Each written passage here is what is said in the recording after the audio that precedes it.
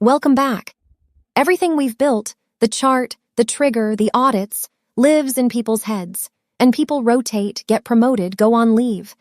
Today we write the project's memory, the control plan, one row per critical characteristic, the response plan, so a signal always finds an owner, and the SOP, written for the worst day, not the best operator. We'll build the control plan live on our packaging line. Let's make the gains personnel proof. The control plan, one row per CTQ, 7 honest cells. The characteristic, what we watch. The specification, what good looks like. How it's measured. The chart or check that watches it. Sample size and frequency, how much, how often. The owner, a name, not a department. And the out-of-control action, what happens when it goes wrong, which points at the response plan. Your FMEA's detection thinking lands here. This table is where detection stops being a score and becomes a schedule. 2 companions. The response plan is an if-then table. Signal, what the chart or andon said. Trigger, the exact threshold. Immediate action, tonight at the line. Owner, one name. Escalation, who hears about it if it repeats. No committee meetings inside a jam. And the SOP purpose, scope, then numbered steps. Short enough to follow at 3 a.m., specific enough that 2 operators produce the same result. Write for the worst day, not the best operator. Let's write the will. I'll use the LeanProjax platform, control plan tool. One row is already in, changeover time held under 19 minutes by the settings card, audited weekly. Now the row this whole course built toward. Characteristic, jams per shift. Specification, under 1 per shift. Control limit 3.75.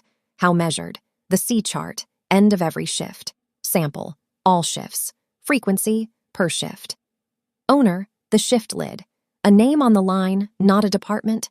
And the out-of-control action, run the jam spike response plan. The trigger investigation from our POCA yoke. Add the row, and the investigation is now standing policy. What keeps these documents alive? The control plan belongs to the process owner. The belt hands it over at the toll gate.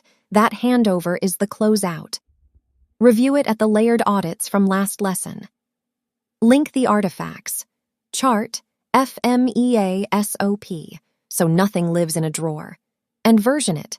When the process changes, the plan changes the same week, or it starts lying. A control plan that's 6 months stale is archaeology.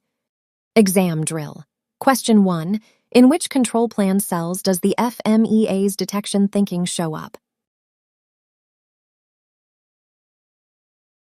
How measured, and the out-of-control action, detection becomes a real check on a real schedule, with a response wired to it. Question 2. The control chart signals, and nothing happens for 3 days. Which document failed, and what was missing? The response plan, a signal needs a trigger threshold, an immediate action, and a named owner with escalation. Unowned signals are just decoration.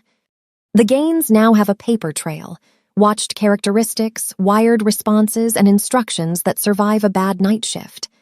Next lesson is the one this whole course has been building to. The control capstone. We tore the finished project from that first blank charter to the executive summary, full circle. Subscribe and I'll see you there.